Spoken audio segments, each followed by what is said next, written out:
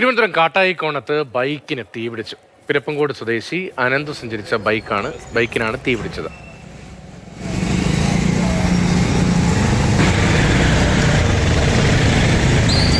Rahul G നാഥുണ്ട് വിവരങ്ങളുമായി. രാഹുൽ, എങ്ങനെയാണ് എപ്പോഴാണ് തീപിടിച്ചത്?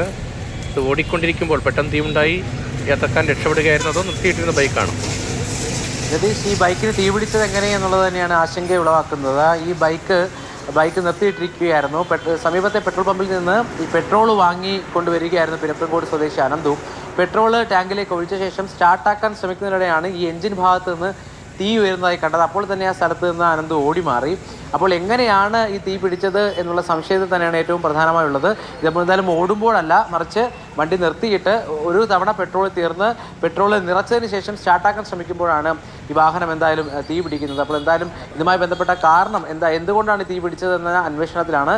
ബൈക്ക് പൂർണ്ണമായി കത്തിനശിച്ചു.